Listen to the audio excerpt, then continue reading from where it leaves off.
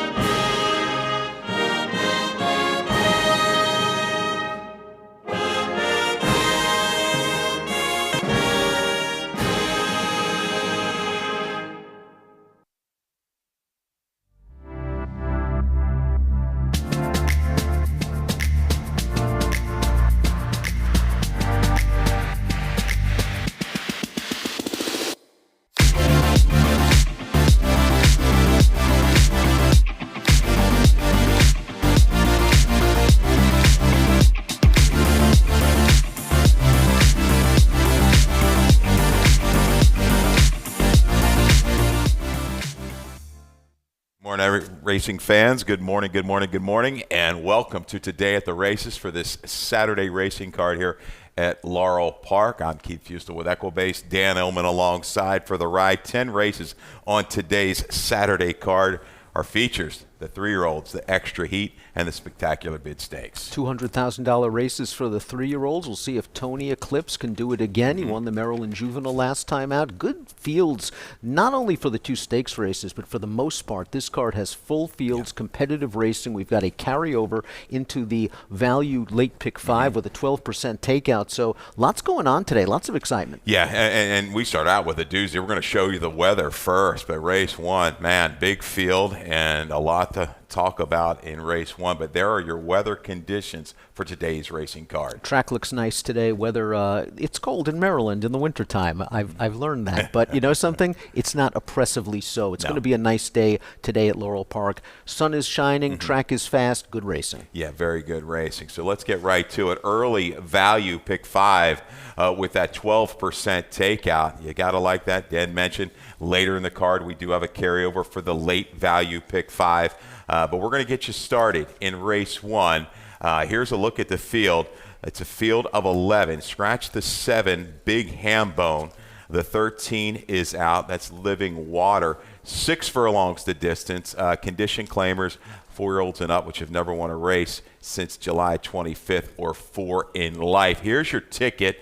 I've got an early value pick 5 ticket to get you started.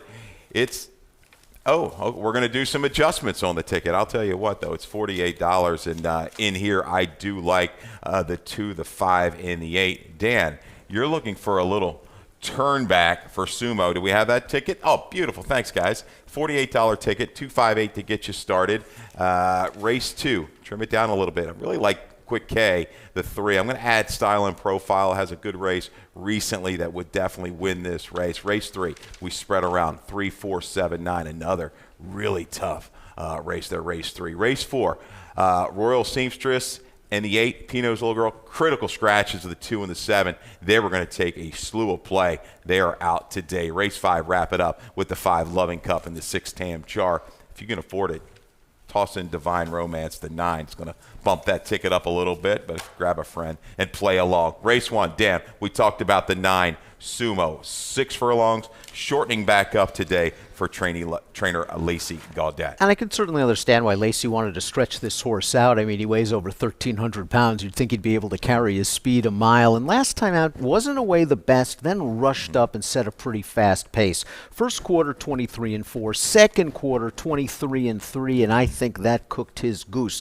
Turning back to 6 furlongs in a big field like this, I do not think he needs the lead to succeed. I believe Sumo can sit back from off the pace, and all 4 of his wins have come sprinting. I think this distance is right for him, and he does have some back class and numbers that would make him very competitive. He does. A 3-time winner at this distance. The flow should be there, and I think part of that flow, the 7 does come out big handboom, and I think was going to definitely be there for the first 3/8 to a half. But the 5, Sunset Town, for trainer Mikey Gorham, a real big effort last time out. We're going to go to that video on December the 22nd at Laurel Park. A winner out of that race, Elise Vita. Let's look at this effort. Very aggressively ridden, first-time blinkers for Raul Mayen and Michael Gorham. Of course, they had a nice winner yesterday on the lead. Sunset Town broke sharp, was really hustled out of there to make the lead. He's confronted right here. He is going to look like he's going to fade to the back of the pack, but no. This horse has a second wind, continues to battle all the way down to the wire, only gets beat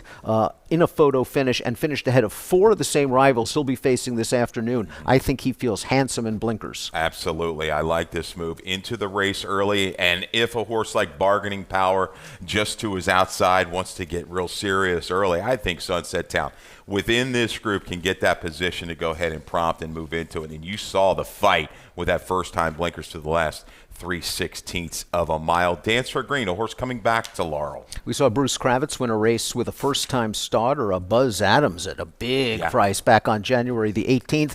This horse just didn't really fire his best shot last time out at Penn National. He was sort of saving ground. He tried to get out on the stretch. He didn't look comfortable, swapping leads a couple of times. But he has races at Laurel Park that make him very interesting. I wonder if he's a horse for course here at Laurel and that he's a little bit dirtied up racing out of town in his last 3. The last time he raced at Laurel, he got beat, a neck? Yeah, and Kevin Gomez to ride for trainer Bruce Kravitz. And Dance for Green has shown the speed over this surface to be a major player into and around the turn and possibly through the stretch. 9-5, 12, 8 Silver Bullet 20, I think is a horse that's going to like the flow.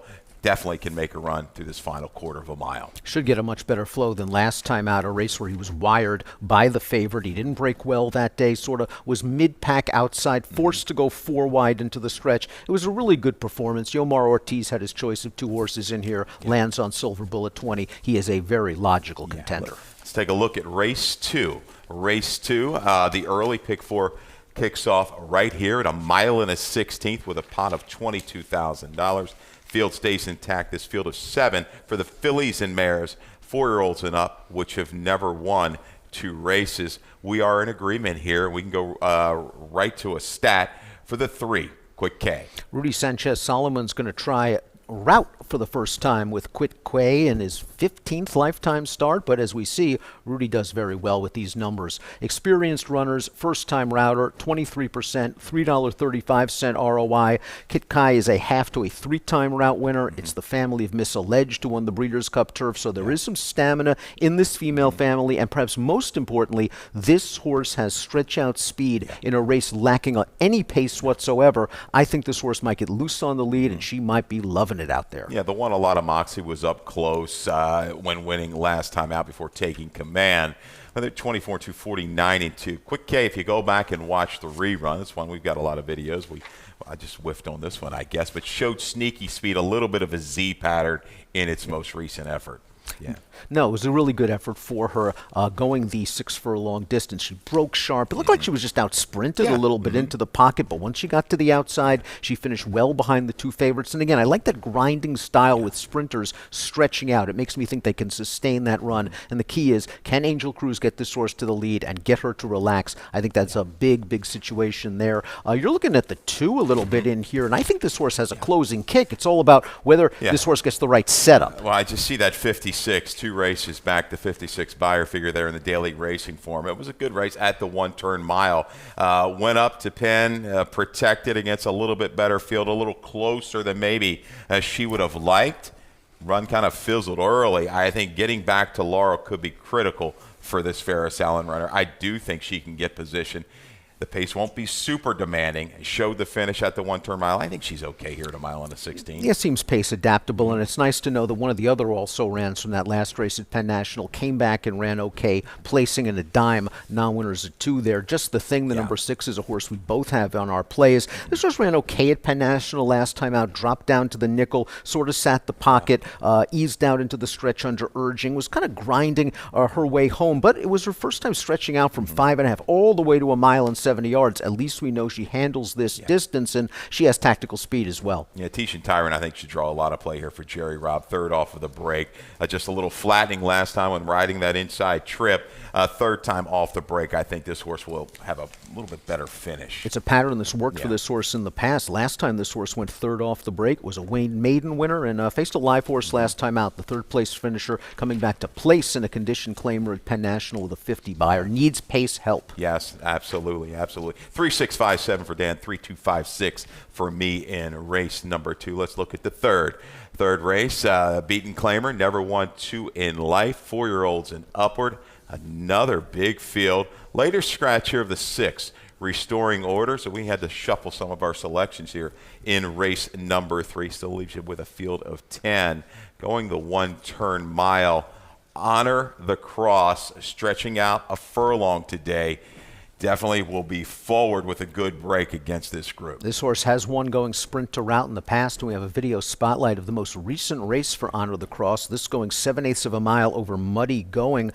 This horse was on the outside, 3 wide, in a race where the favorite just got to the front and wired this field. Honor the Cross is really put on a hard chase to go after this sharp winner on the turn, and I like the fact that he never gives up. He stays strong to finish second, and he's really trying hard all the way down to the wire. He's going to be forwardly placed. He gets some weight off with a capable apprentice on who won a race yesterday at a giant price. But I like how Honor the Cross continued to dig after making that early wide move on the turn. Yeah, that Nest runner was sharp this particular day, but I like the effort under that drive, sustain the effort from the 3/8 pole home. This is a horse, Honor the Cross, early in his career, I thought was going to be all right, and maybe things are starting really to kind of work out for him. He's figuring out now. Something to consider, though, is that Torrealba had his choice of 2 horses in this race, Honor the Cross and Silent Roar, a recent maiden winner for Hammy Smith. He's going to go with Silent Roar. He's going to be a bigger price in this race. Whether you like that move or not, I still think Honor the Cross is going to be a strong contender. Let's talk about Boys of Summer, third-time starter for trainer Cal Lynch. We've got a trainer stat for Cal,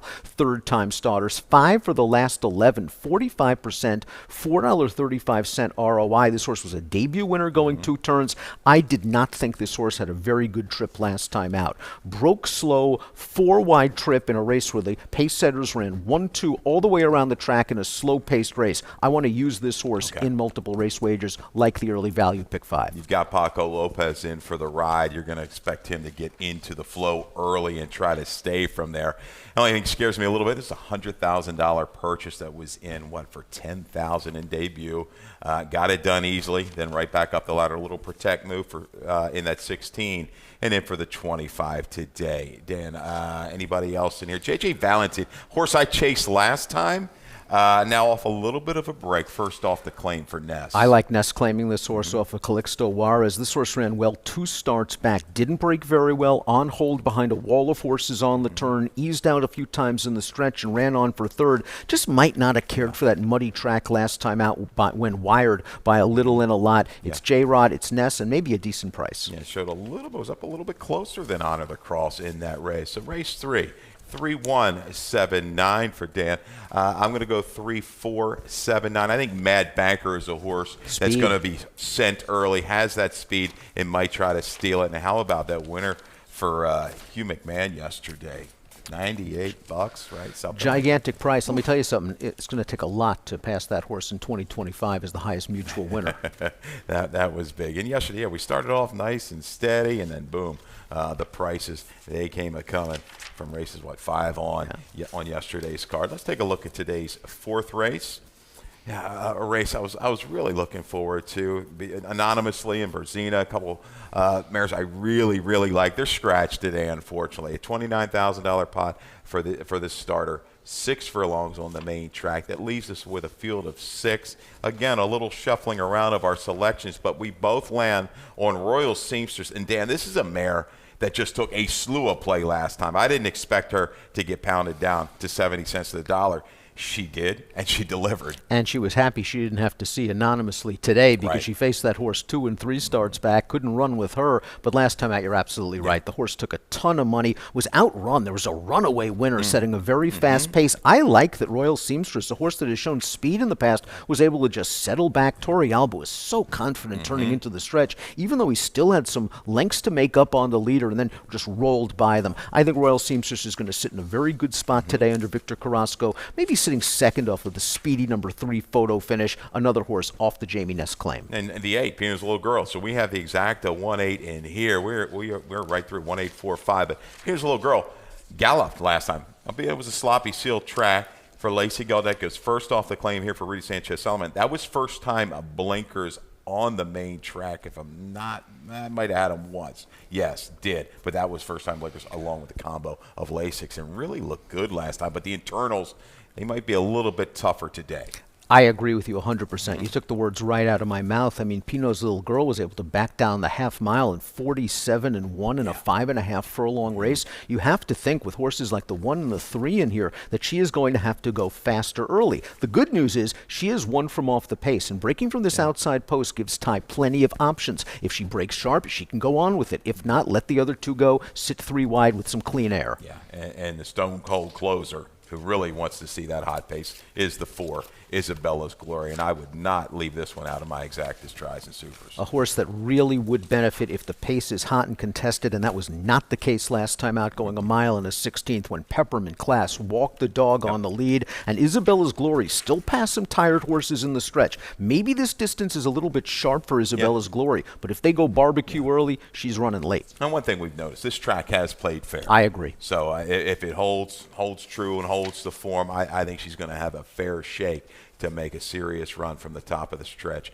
home. Let's go ahead. We've got 10 races today, so we're going to go through right here directly to race number 5. Race 5, another big field. 1 scratch, the 4 Baby Sox, I believe might be re-entered. Yes, tomorrow. With 10. Okay, and this is also the Chesapeake Pick 6 jackpot wager, 20-cent minimum.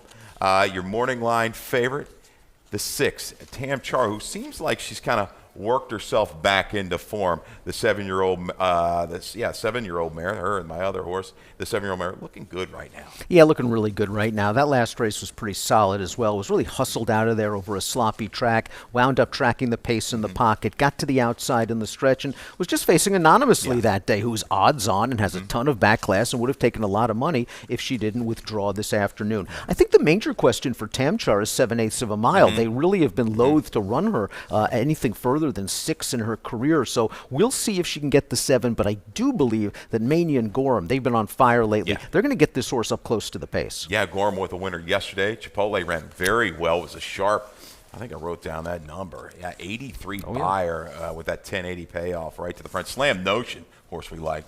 Tab right back. That horse ran really big for Robbie Bale. So another look here at race number 5. I like the 5 Loving Cup. I think this horse returned in very good form at 7/8 of a mile, proven at this distance. Yeah, those internals weren't that demanding, but got just enough seasoning out of that return try. Races on the go back for me. They work. A 66 buyer over the surface.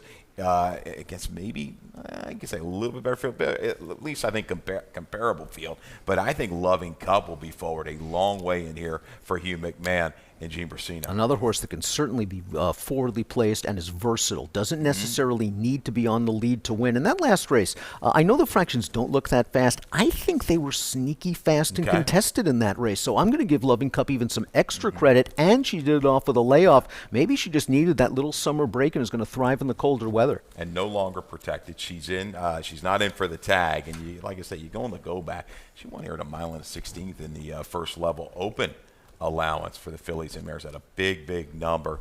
6'10", skipped through the fire. A horse that's kind of benefited.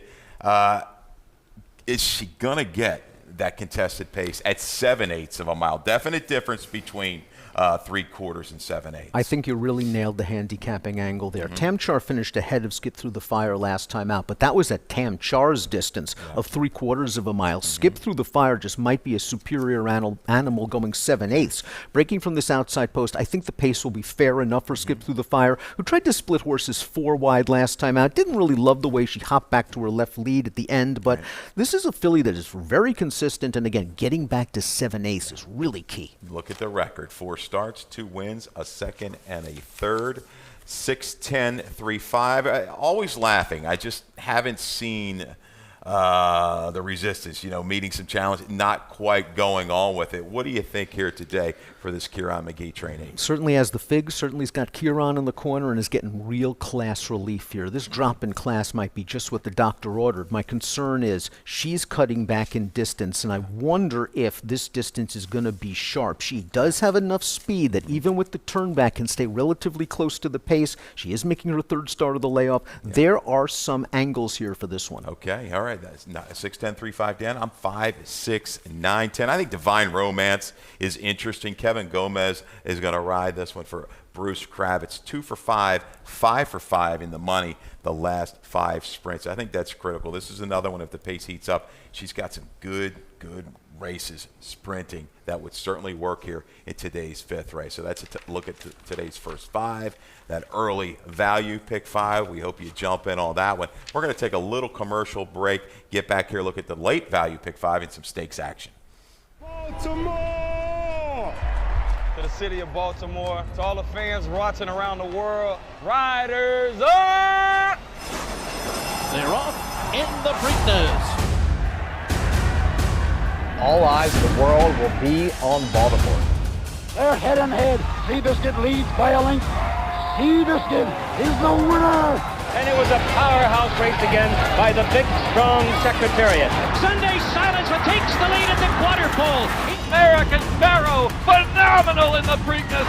And the filly did it! Rachel Alexandra!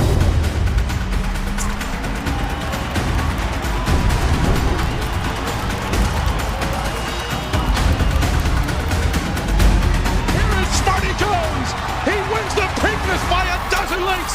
She's the brave, wins the Preakness.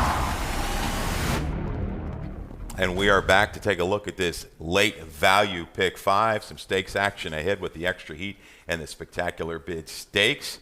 Race 6 furlongs. Maiden claiming's 45 down to 36. Another nice looking field. We've got a carryover, 35.09. There's a look at your field. Couple scratches in here. The 5, Percy. The 10, Blow By 'em. And the 14, Quiet Appeal. If we can get that carryover again real quick, guys, that'd be great. But we've got a nice little target of 35.09, and we look to add to that in the late value pick 5. Once again, the 12% low takeout, 50-cent minimal wager.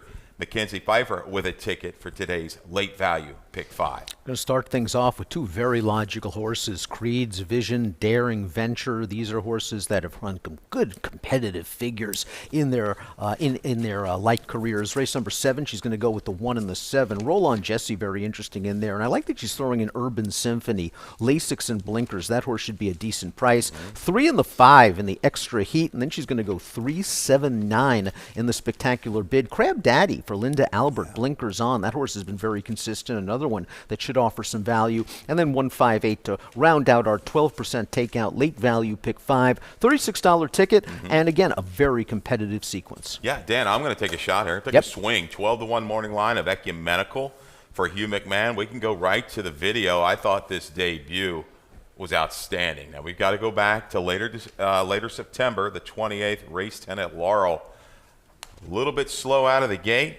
The number 4 horse this particular day, and there's those familiar 6 Silks of SAB Stable who got it done at the number yesterday. But look at this run into the flow. And a lot of times this trip just doesn't work out. The old off slow, rushed up, make a prolonged run, and here you expect Ecumenical as a first-time starter maybe to start backing up, but no. Instead, Ecumenical's going to actually turn in front with a head in front. But the problem is now is beginning to get tired from those early exertions. But Ecumenical is still digging in very gamely, is going to dead heat for the place. This was a really good performance. They tried turf last time out. It didn't work out. Now back to the main track. And this was a pretty live field that Ecumenical was facing on dirt. The 6th place finisher came back to place and then won with a 65 buyer. Yeah, we got first blinkers on dirt today, first Lasix.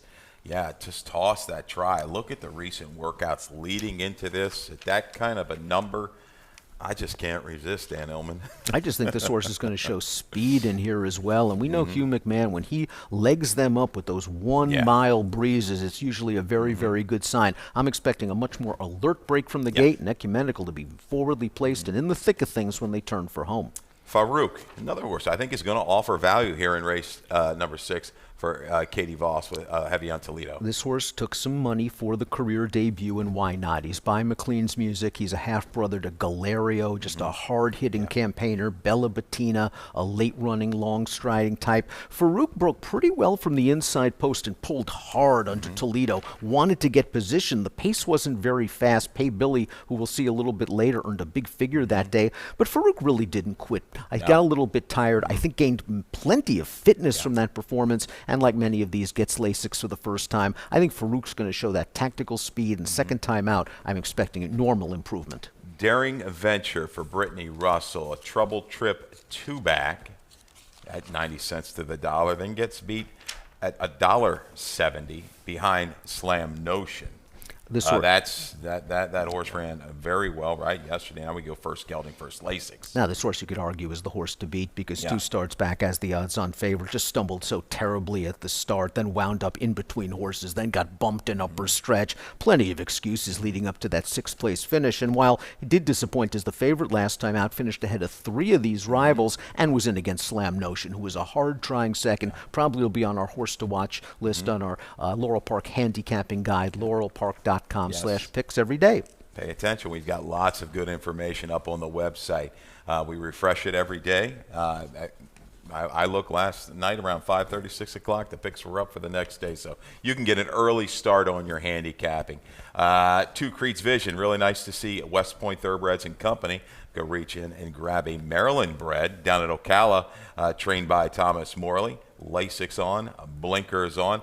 2 really good efforts. I wonder if the blinkers are on to try to infuse a little bit of speed. Creed's Vision, as you mentioned, has run well in both starts. Fell short in the career debut. A good second last time out. Is going to get the blinkers here. Maybe we'll see this horse show a little bit more early interest and get into the race earlier. And that could be really all that matters because from a buyer speed figure standpoint, this horse really fits. And we saw this. First thing you told me today when I walked in, I was like, okay, who's J-Rod riding? He goes to the 13 Minister. You like Smuggler's Gold. I have Smuggler's Gold in the mix. But this little move here, it's kind of a little of a wake-up call for us, maybe? Well, it's an interesting call. And again, if you're playing a race like the 12%, a wager like the 12% value pick 5, you get to see the tote. And the early money might make all the difference on the 13 Minister, who attracts Rodriguez off of Smuggler's Gold. Anthony Pecoraro, we know, can win with a first-time starter. And this horse is showing some fast workouts leading up to this race. Smuggler's Gold is a horse, though, that I want to consider. 2 starts back for 6 wide turning into the stretch. I think that worked against him last time out. Ended up in between horses. Had to alter course down to the rail. I do think Smuggler's Gold is a little bit better than he looks on paper, but J-Rod decides to go with the firster. Yeah, Smuggler's Gold, I think he's a 23-3, 47-3. Things might be a little bit quicker today, which might be the liking of Smuggler's Gold. Goes second time blinkers for Cal Lynch, 6-4-2-11. I'm 8-4-2-11 here in race 6. Really good race for these 3-year-olds. Let's take a look at race number 7. Race 7. Late pick 4 action. They all stay in. It's a field of 8. These are the 3-year-olds. First level allowance going the 1-turn mile. We both were impressed by the 2 Pay Billy last time out. A 3-to-1 morning line for trainer Michael Gorham.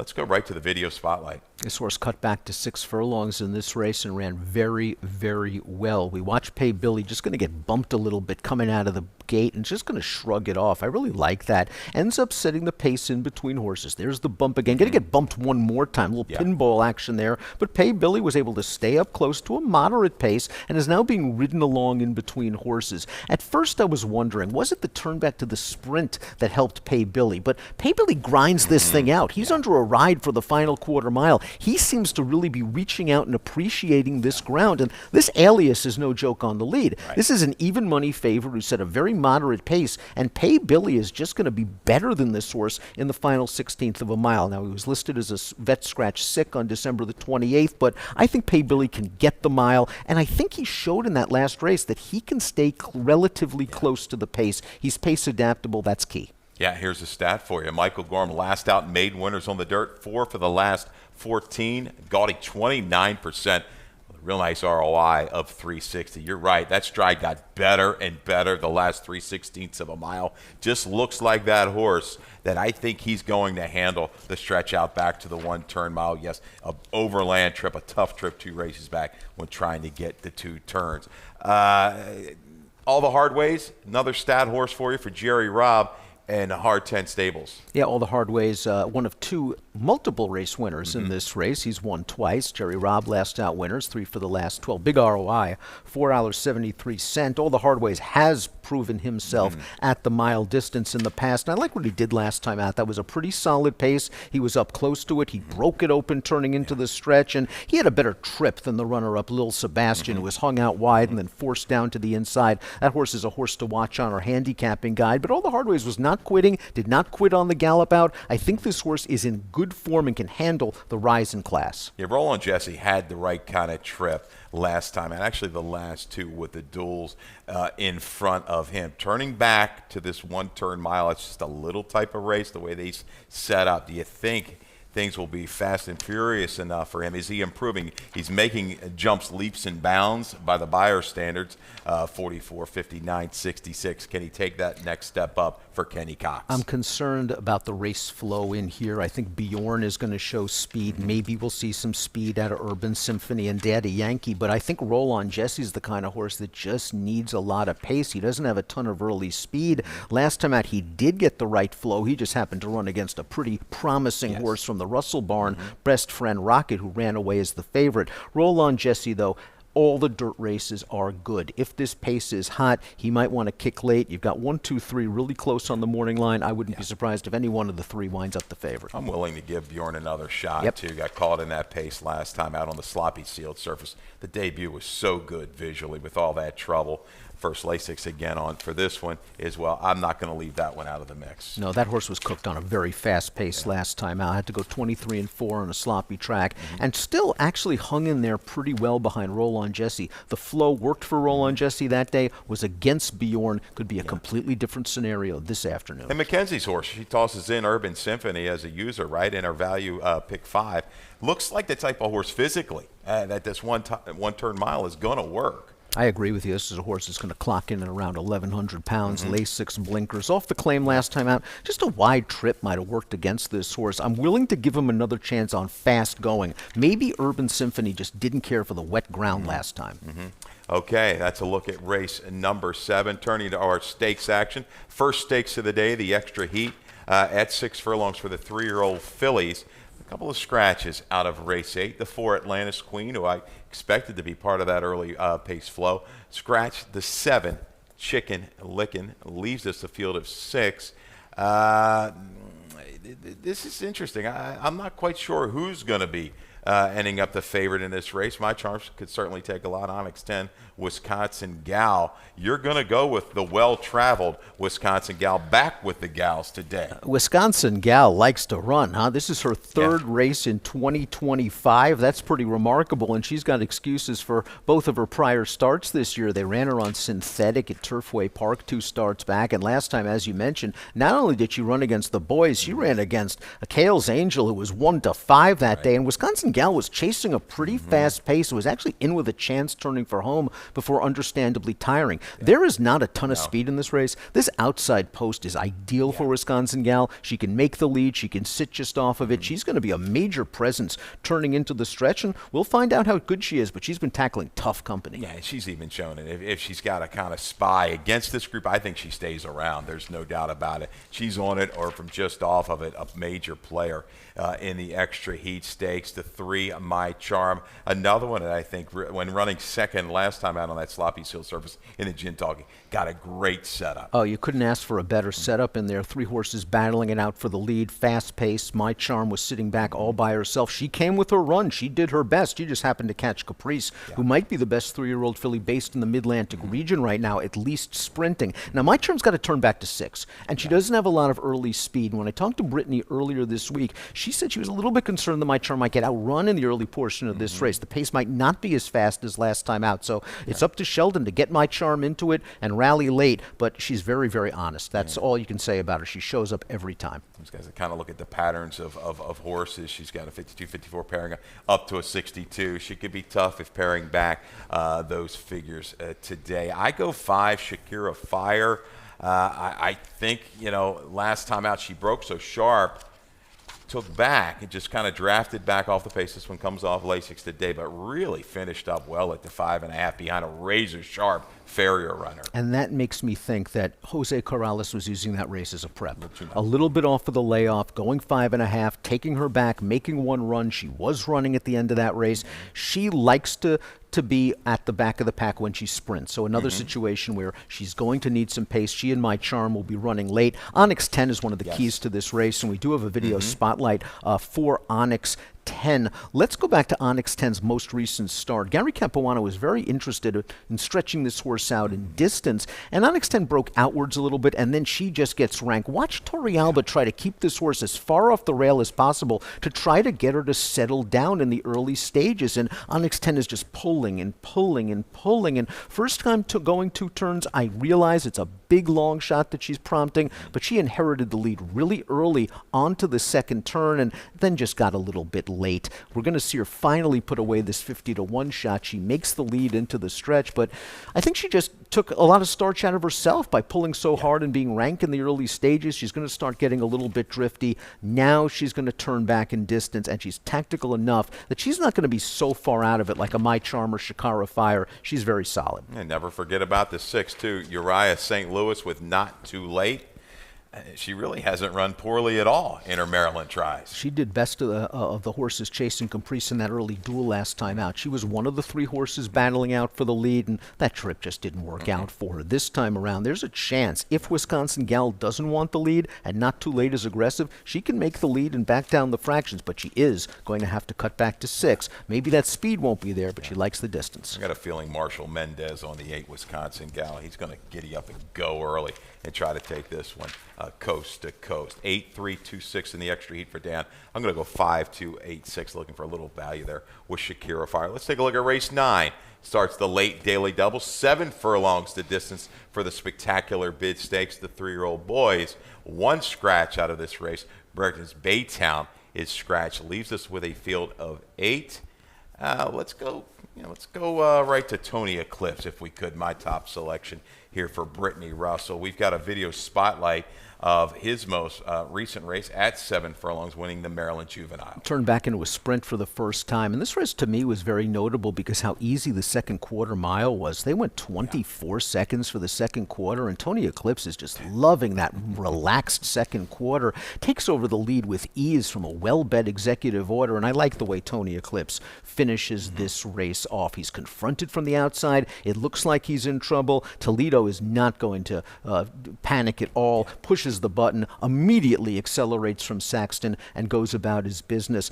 Brittany told me earlier this week she thought that maybe at the beginning of his career, Tony Eclipse was going to be a horse that wanted to go a distance of ground. Heck, she started him in 4 consecutive route races and ran well in all of the dirt ones, but maybe 7 furlongs. His horse has good tactical speed. Yeah, I really like this horse a lot. I mean, I think he's just maybe is he going to get much faster? I don't know, but at this moment, looking at he looks like a dependable type here for Brittany Russell. Yeah, he was jumping Toledo there, just bent in half around the turn. You talked about the flow. Now a little different situation today with the 9 scheduling dude coming in here for Dutrow. Yeah, scheduling dude is going to show a lot of speed in this race, as he did last time out in a first level allowance. Dutrow won this race, the spectacular bid last year with the New York shipper. Going to try it again with scheduling dude. Not sure what he beat in that most recent start, but that was an 80 buyer speed figure. He had an easy lead that day. I'm assuming they're going to run and gun under Michael Sanchez. Getting back to Tony Eclipse real quick, I mean, as Brittany, we have to have a trainer stat, which is a positive.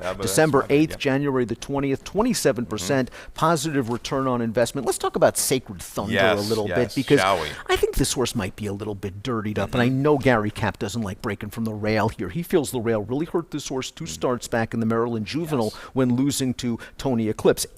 That pace wasn't there for him after he got bumped at the start, and he wound up pretty much last on the rail, had to swing widest into the stretch, and just couldn't make up ground when they sprinted for home. Last time out in the heft, again, not a fast pace, sloppy track. That one-man team is a very good horse. Sacred Thunder ran on well for second. He just needs a little flow, and he needs a little bit of a trip from the rail, but he's solid. 81 buyer, 3 starts back, going 6 in the Lewis. I really liked him 2 races back, and you're right. He was just hampered by that trip. It was just not good.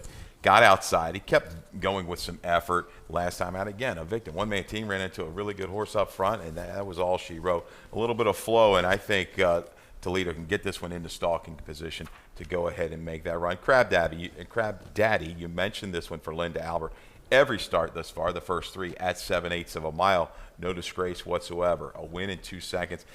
Took a little while to get going last time over that park surface. A little heavier surface, was caught wide every step of the way, 4 to 5 wide. But then that last 1/8 of a mile, kicked it in, the blinkers go on. And that's one of the reasons. I talked to Linda earlier this week. She said, that track was a mess, and Crab Daddy didn't seem to really be spinning. He seemed to be spinning his wheels in the early portion, but also the focus wasn't there. The blinkers are on. This horse is pace adaptable, can be close, can rally from off of it. Rallied wide last time out. The winner, a pretty nice horse, came up the rail. Don't sleep on this one. No, I agree with you. 1,796 for Dan in the spectacular bid. I lean Tony Eclipse, going to be a shorter price, but I'm going to have to take it today. 7,193 for me. Let's wrap things up here. Let's go to race number 10 at 1 1/16. These are the 2 in life, right? Beaten claimers, 4 and up. Scratch the 3. Papa Funny, a horse I like. We'll wait another day for that one, for that Maurici runner. That leaves us both, right? With the 1, Last Second Louis, and maybe draws the red. Maybe Last Second Louis isn't a horse you can really trust with a 1 for 28 lifetime record, but recently you can trust the Diane Maurici barn. Let's take a look at this trainer's stat between December 27th, January 18th, 31% positive ROI. Last Second Louis ran fine last time out over a muddy track, pretty much pressed an even money favorite from the outside, and then got up for second behind a long shot winner.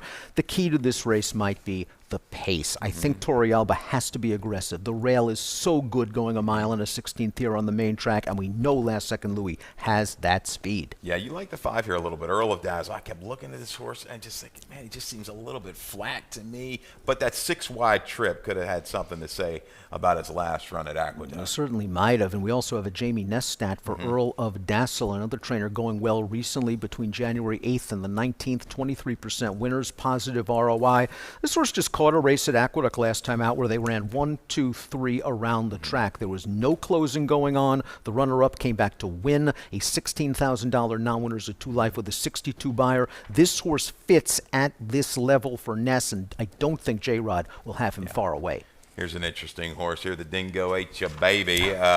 Second behind Copper Tax on the go-go back. Another one that looked like he had that really good ability early on. Things just haven't panned out. But, hey, you're jamming here to 12-5. Desperation mode, looking for a win. Didn't run well last time out, but let's be honest, in way too tough against Hit the Road Jack, who bounced out of that win to place in 2 stakes races with buyers of 93 and 89. This is immense class relief for the Dingo Ate Yo Baby, and if this horse can still step at all, he's going to be real tough against this group, and I won't be surprised if he takes a lot of money. I could see Lopez getting aggressive here from this outer post. When you really break it down, nobody super fast return fire, I think, will be forward, but the 8, I think, is going to be thrust into the race and try to take some initiative down the backside. 1587 Dan, and Tap Anchor, interesting little price horse, maybe in that Exacta Try Super category for you. Yeah, Tap Anchor is a horse that I think is pretty reliable. Is this horse coming off a little bit of a layoff? That's what's worrying me a bit about Tap Anchor. Yeah, it's a couple months. Month layoff. We're going to see what we get from him. Okay. Another horse that's relatively tactical. But again, we'll see if Last Second Louis just gets loose or if the Dingo H.A. Baby loves the class drop. You got it. 1587. I go 1486 to wrap things up. Best play time, best bet, value, however you want to call it. These are the horses that we kind of like to key around today. I go to race 6 with Ecumenical. 12-1 morning line for Hugh McMahon. I was just thoroughly impressed with that debut. Some trouble out of the gate, moved up, engaged, got the lead top of the stretch, looked done at the 8th pole, and kept on going. Tightened up and now off a little freshening. Some really good works leading into this with the first-time Lasix. Ecumenical, I think, can get into the race. A great break, and I'm going to be good because I think he can fight it out from start to finish. I'm going to show speed as well as my best play. It was going to be race number 2. We talked about Quit Kai stretching out in distance for the first time and might be the lone speed in a paceless race. That could be key for Quit Quay. And there are some other horses in here that I kind of like on this card. I think Wisconsin Gal is going to run. I think your horse is going to run very well along with Farouk. I want to fool around with them in race 6. But this is a fun card. 2 stakes, big fields, good betting races. Very good betting races. You know, this early pick 5, grab a friend. I've got, I had a $48 ticket. I'm not used to going, to that kind of number, but I think you have to go there today. And remember, in this early value pick 5 at the 12% takeout, you can catch 4 or 5. There's no carryover 3 or 5. So jump right in. We've got 24 minutes until post time. Up to Dave Rodman for some scratches and changes. Good luck.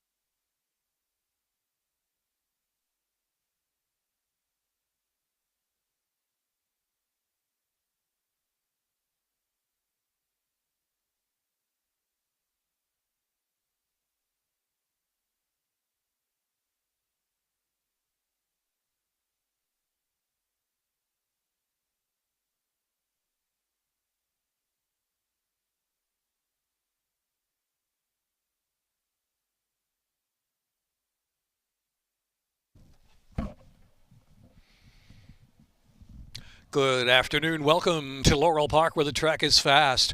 Temperature in the mid-30s, clear skies, plenty of sunshine. Winds out of the southwest at about 10 miles per hour. Today we have 10 races on the Laurel Park program.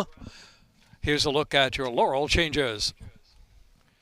In the first race, a 50-cent value pick 5 starts at the opener. Number 2, Brazilianaire, jockey Darwin Rodriguez. Darwin Rodriguez on the 2. Scratch 7, Big Hambone. Scratch the 7. Number 12, Dance for Green, jockey Kevin Gomez. Kevin Gomez on the 12, Dance for Green. And scratch the 13. Scratch 13, Living Water. Second race, no changes. Third race, number 5, Silent Roar. Owned and trained by Hamilton Smith. Ham Smith, owner, trainer 5, Silent Roar. Scratch 6, Restoring Order. Scratch 6, Restoring Order. Third race. Fourth race, scratch 2, Anonymously. And scratch 7, Brazina. Fourth race, scratch 2 and 7. Fifth race, number 1, Always Forward, is 1 over. Scratch number 4, Baby Socks.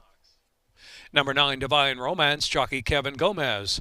Kevin Gomez on the 9, Divine Romance. Fifth race starts at Chesapeake, pick 6. Sixth race, 50-cent lead value pick 5, Jackpot Super High 5. Scratch 5, Percy. Scratch 10, Blow By 'em.